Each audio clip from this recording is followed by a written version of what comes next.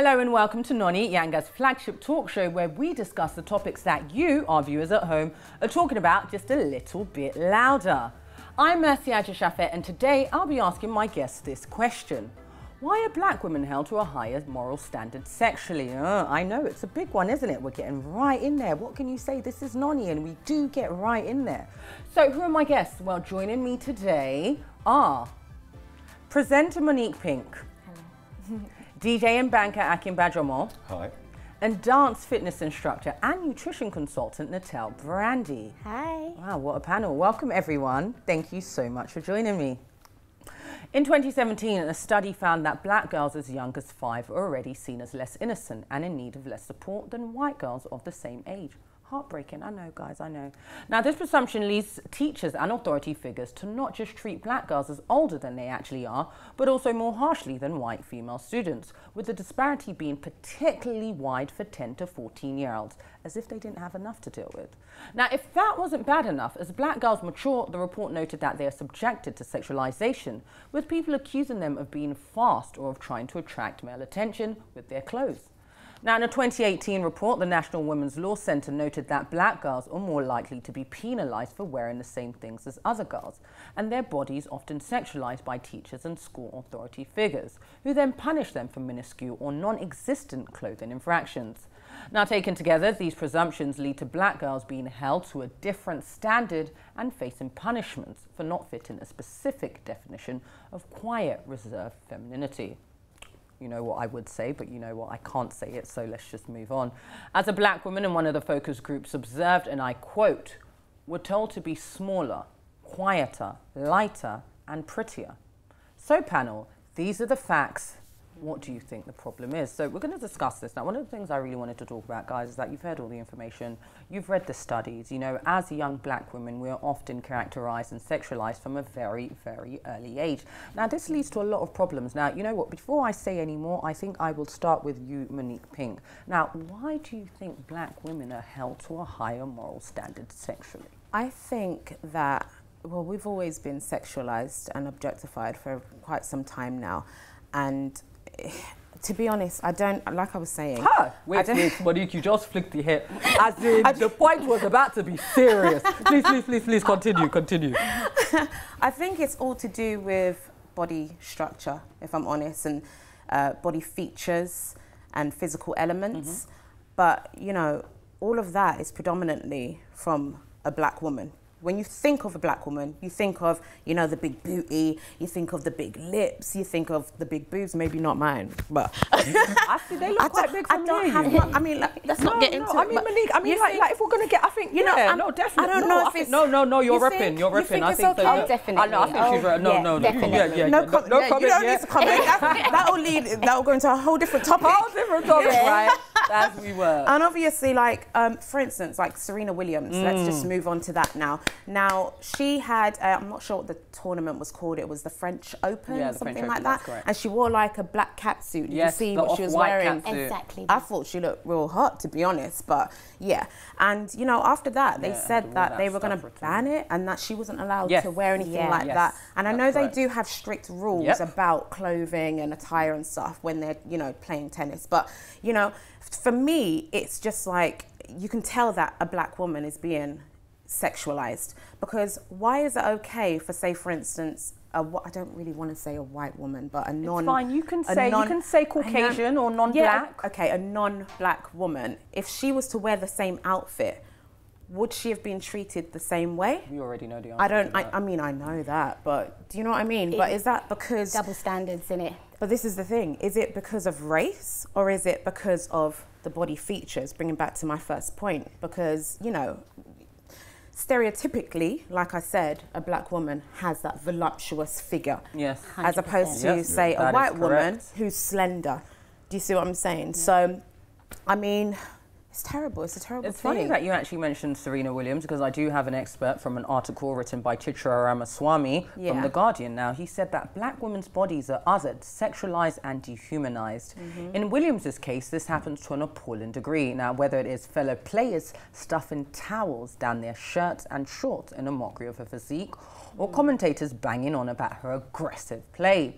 Now, sometimes the language is coded, such as when Williams' race is used as an explanation for her, amazing athleticism. Now, sometimes less so, such as with the American radio host who said of the Williams sisters, "I can't even watch them play anymore. I find it disgusting. Wow. They are just too muscular. They're boys." Wow. Oh, wow. That's interesting. Natal, what do you have to say about that? When you think about the fact that black women are held to a different moral standard sexually, and that this is what people are saying on a public forum about black women and their bodies, what do you have to say? Well, I think it stems from slavery, because our bodies wasn't really our own. It was property. So I think it can go back to, slavery times, and then, it can go back to, obviously repercussions from our parents. We have different repercussions. If we portray ourselves in a particular light or carry ourselves in a particular way, we know, what happens to us when we get home is going to be completely different to if it's a Caucasian girl. So, the repercussions, so that pressure, then there could be a religion pressure as well. What do you think? Yeah, I mean, to be fair, I hear what you're saying. But I mean, for me, I guess before I talk, because you're actually right, religion, culture, and a lot of it does have to do with our parents. Because, when we're talking about the sexualization, because when I say, why black women held to a different moral standard sexually, I think it's interesting because, Natal, you've actually, it's like you're psychic. You actually knew where I was going, because we're born. Were sexualized from a very early age. Let's talk about the case of Sarah Bartman, who was a South African woman that was brought over to Europe, and she was put in a human zoo. She actually used to be in the freak shows due to the, she had, South African women have really, if you're looking for a bomb, it's South Africa. And then the museum. And the museum, they put her in a museum. Literally, she was in a human zoo. That is how she was treated. So we're sexualized from a young age. But what I find really interesting, and Aki, I'm going to come to you because you're a young man. The moment we as black women become women, all of a sudden our sexuality is heavily policed. All of a sudden, considering that they characterized us as sexual, because like you said, at the offset of slavery, when they went to Africa, they were like, these people are hypersexualized. Look at their bodies, look at everything, look at the man, they're muscular. They must just be having sex all the time, that's what's going on. But the moment that we can actually freely make our own decisions, it's almost like, no, in the black community, black women are not allowed to be sexually free. Let's take Kim Kardashian, for example. If Kim Kardashian was a black woman, she never would have been allowed to be that person. Exactly. Akian, why do you think that black women are held to a higher standard morally when it comes to sex? So I think, drawing on both points,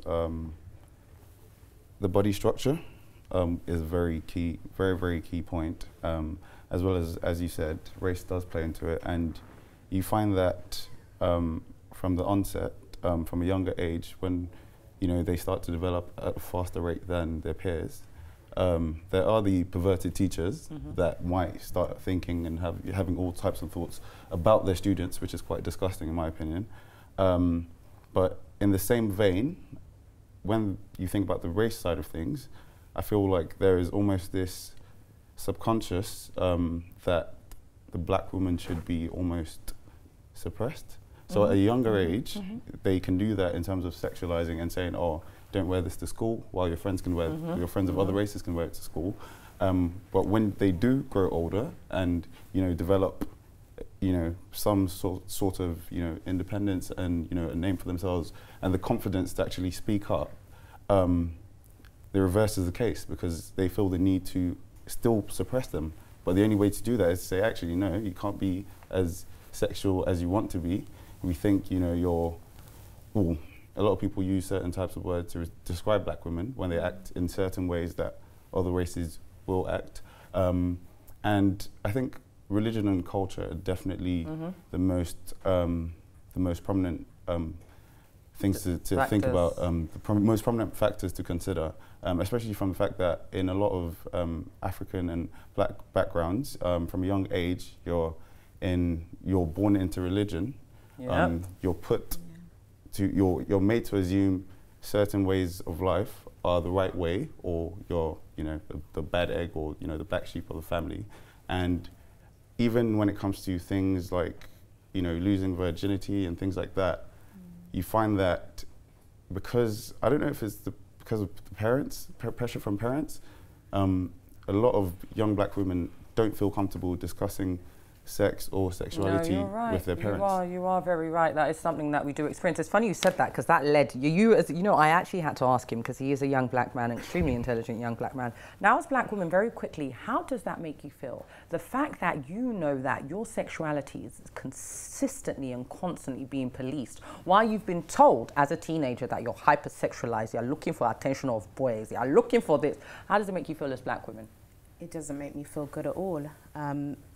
To be honest with you, I've just thought of something myself. I mean, have you worked in an office setting before? Yes. Yeah. And, you know, just to digress a little bit from there. Oh, well, yeah.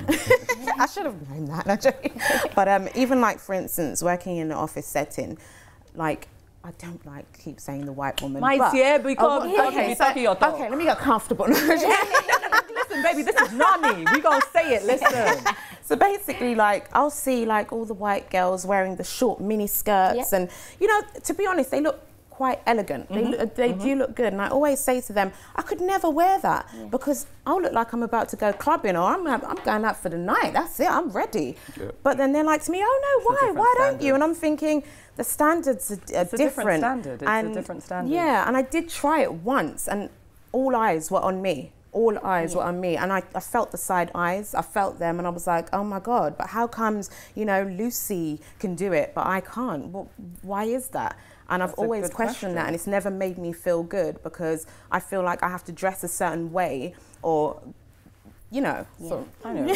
Now, Natal, for you in particular, you're about to be married, you're engaged, you do have a daughter, so you're no longer single. But as a black woman who was single, how did it make you feel, like in terms of looking for a partner, the fact that you were not necessarily allowed to be sexually free or be who you felt you wanted to? You know what I mean? Like, how does that make you feel as a black woman? I mean, it doesn't make me feel very good at all, because, you know, obviously, you know, you feel like you're restricted. You feel like you're constantly being judged. You know, you feel like if you do put something on, you're going to be judged. Or if you do decide that you want to date, you know, and, you know, date different partners, you're going to be judged. Yep. So it is that constant in the back of your mind, having to think and, you know, kind of living on eggshells that, okay, I'm going to be judged. But you as an individual have to think, you know, am I going to be strong? Am I confident in myself? Am I going to just live the way I want to live, you know, and just not worry about people's opinions and how people look at you? Because otherwise, how would the cycle get broken? That's, you know, you'll be constantly living for, you know, other people's opinions. I like that question. You know, I'm so sorry, I got so excited I was talking over you, because I'm like, how does the cycle get broken? But you know what's interesting? My very own sister, mentor, I don't know her, but I'm claiming, my very own sister, Afua Hirsch, wrote in her book, British. Now, comparing the treatment of Maria Sharapova with Venus Williams, she said, and I quote, "A white woman's sexuality is cheeky, it's fun, it's tasteful. A black woman's is offensive, off-putting, and indecent." Now, guys, that is where I'm going to leave you. We're going to take a short break, but when we return, I want to ask my panel how we address this early characterization of black girls. Now, who needs to be educated? Is it the teachers? Is it the pupils? Or is it both? We'll be discussing all of that and more after the break. Don't go anywhere.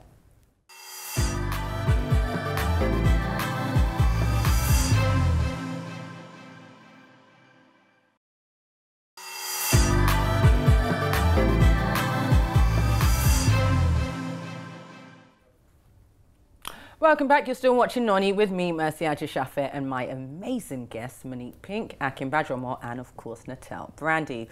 So before the break, we were discussing why black women are held to a higher moral standard sexually. I don't know, guys. This is what we're trying to figure out right now. So we did discuss how black girls and teenagers are classified at an early age as less feminine and sexually provocative. And Monique talked about different attitudes to her appearance when working in an office. But is that because we're being judged by Western standards or Western eyes? Now, you know, Monique, that was actually a really, really good comment that you made, because the truth is, you know, we have to talk about what it's like in the office and how we feel as black women, especially when we're compared to white women. But then I have to ask, because Akin, you are Nigerian. I don't know if have you ever been to Nigeria, Akin? Yeah. No, I'm just checking. I don't know if you've ever been. Now, I actually just came from a long 7-year stint in Nigeria, and I have to say that over there, we're not necessarily judged by, now, it's a very restrictive and suppressive society, especially in terms of what you wear as a woman. I've said this before and I will say it again. Nigeria is heavily misogynistic, and due to that, women are heavily policed in terms of our outfits and things. And one of the things that I loved when I came back to London was the fact that I could wear whatever I wanted. You know, if I want to bring out, if I want to do anything I want to do, I can do it because we're here. In Nigeria, we don't necessarily have that freedom. But what I noticed is that we do still have quite a high amount of sexual harassment, because we're not judged, and this isn't as a result of our attire, but of our gender.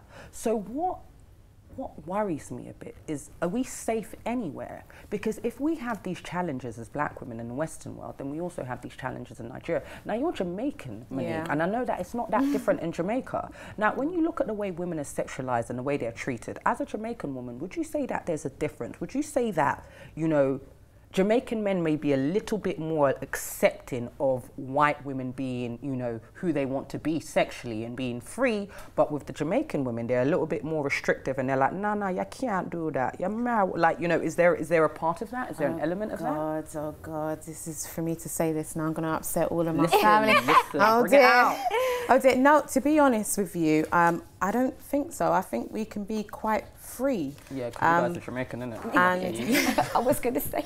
We can be quite free, to be honest, but I was born here, and if I'm honest, I don't agree with certain behaviours of some Jamaicans, but it's completely, no, you can be free. You can wear what you want. They don't really judge you. They do, over-sexualise you, but most men do. Do you see what I mean? I understand. Natal, you're Jamaican as well. Now, would you say as a Jamaican woman that you have the freedom to express yourself sexually the way you want to, especially in comparison to what our Caucasian counterparts? Definitely. I would say with the Jamaicans, we're definitely more free. Yeah, well, we know that. Yeah. We're definitely more free. We're more free. Well, but definitely not as free as Caucasian women. Yeah. Like, when it comes to them expressing themselves sexually, I said, there's no repercussions for them.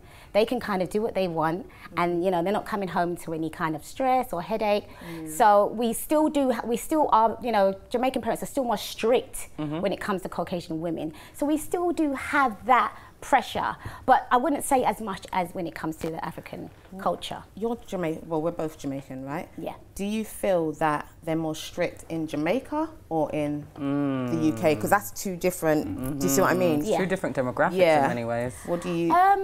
I don't think there's that much of a difference. I think probably, if there is a difference, it's probably more free in Jamaica, because they... That's why I said about not being really agreeing with certain behaviours. Now, the question I wanted us to tackle in this place, actually, interesting enough, because we're going to come back to it, and I've said it before, but the thing is, I don't know, maybe it's because I am a black woman in the media, and I know for a fact that if I decided that I wanted to take naked pictures and post them on Instagram a la Kim Kardashian, who I do love, I really do. I didn't before, but Kim, I'm loving you these days, you're real. I know for a fact that if I tried to do the same things that Kim Kardashian did, I would be held to a different standard. I would be judged. I would be told that this is not suitable, this is not appropriate, Now, I can't, as a black man, as a black king, as a black,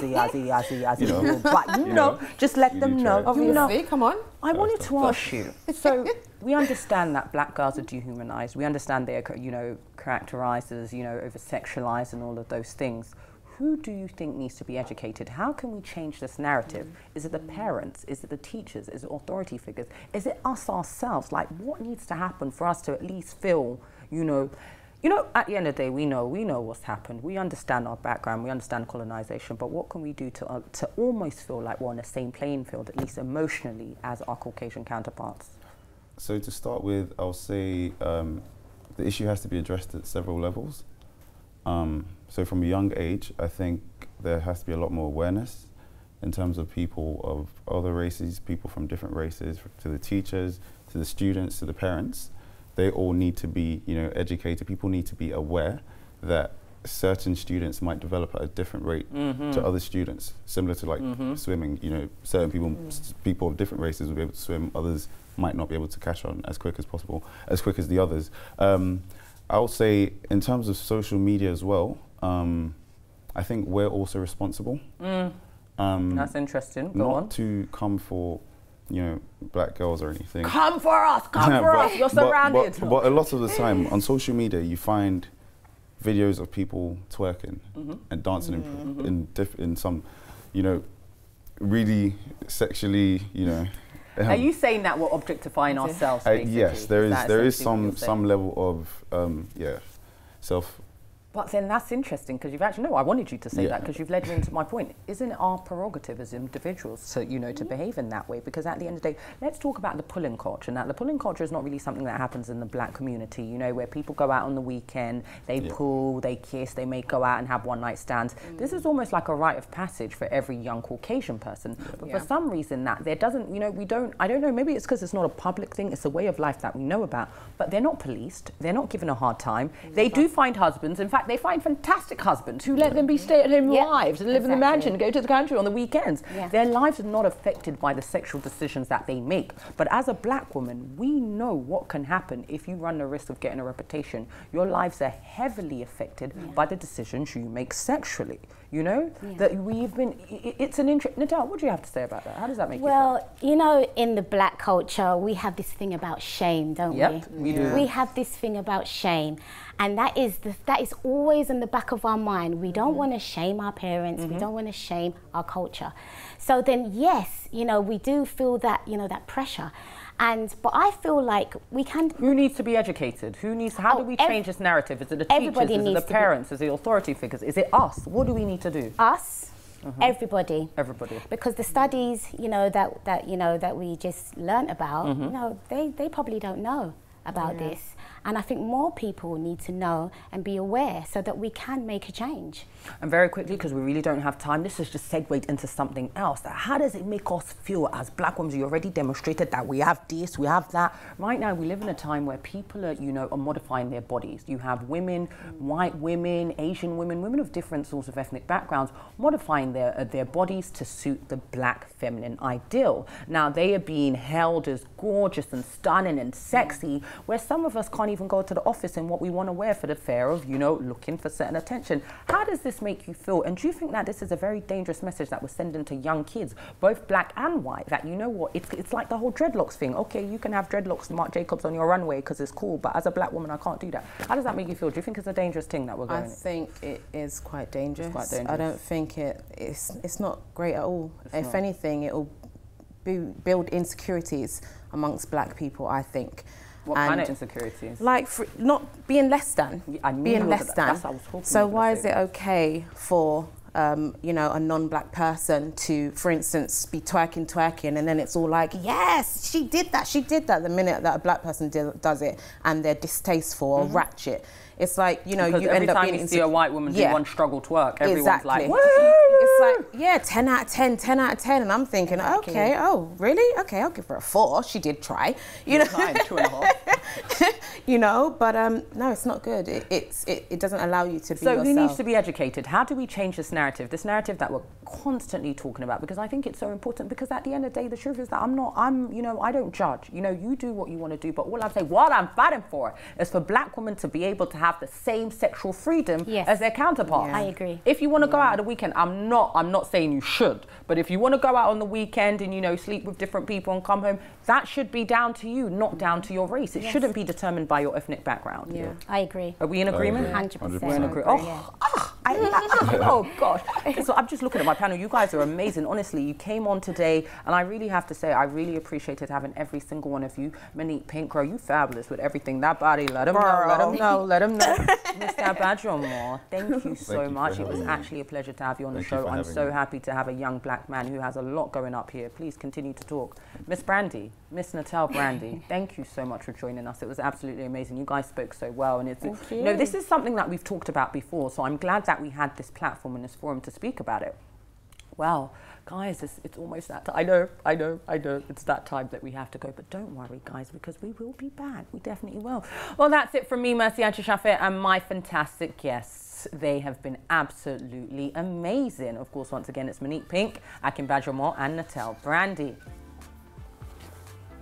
Well, thank you so much for joining me, and don't forget that every single episode of NONI, past, present and future, is available online at yangatv.com. So wherever you are in the world, and yes, that means you, my Nigerian family, you can watch this show and other great content only from Yanga. Join us again soon for more entertaining chats. Goodbye.